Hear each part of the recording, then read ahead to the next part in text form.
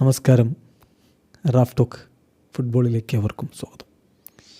Pep Guardiola ലോകത്തെ മികച്ച താരങ്ങളെ ട്രെയിനിങ് ചെയ്യാൻ ഭാഗ്യം ലഭിച്ച കോച്ച്. FC ബാഴ്സലോണയെ, ബയേൺ മ്യൂണിക്കിനെ, മാഞ്ചസ്റ്റർ സിറ്റിയെ.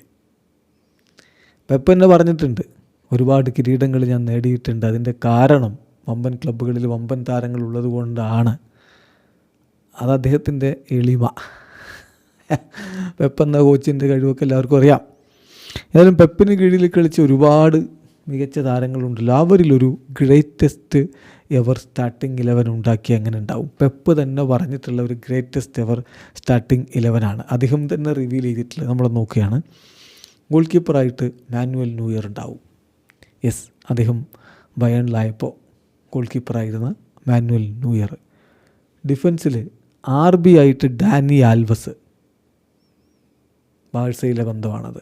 സെൻറ്റർ ബാക്കായിട്ട് കൊമ്പനി, അത് സിറ്റിയുടെ ബന്ധമാണ്. CB ആയിട്ട് പുയോൾ, അത് ബാഴ്സയുടെ ബന്ധമാണ്. LB ആയിട്ട് അലാബ, അത് ബയേൺ ബന്ധമാണ്.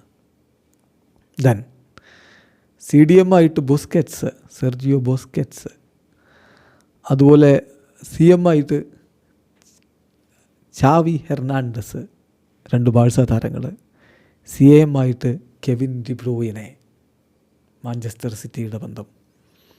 മുന്നേറ്റത്തിൽ ലെഫ്റ്റ് വിങ്ങിൽ ഡേവിഡ് സിൽവ, മാഞ്ചസ്റ്റർ സിറ്റിയിലെ ബന്ധമാണ്. സ്ട്രൈക്കറായിട്ട് ബയേൺ മ്യൂണിക്കിൽ നിന്ന് റോബർട്ട് ലെവൻഡോസ്കി. റൈറ്റ് വിങ്ങിൽ അങ്ങ് ചോദ്യാടോ, അത് ലയണൽ മെസ്സി. ഇതാണ് അദ്ദേഹത്തിൻ്റെ ഒരു ഗ്രേറ്റസ്റ്റ് എവർ സ്റ്റാർട്ടിംഗ് 11. എന്താണ് നിങ്ങൾക്ക് ഇതിനെക്കുറിച്ചുള്ള അഭിപ്രായം? ഇങ്ങനെ ഒരു ടീം കളിച്ചാൽ അവരുടെ പ്രൈമിൽ നിൽക്കുന്ന താരങ്ങളായിട്ട് കരുതണേ.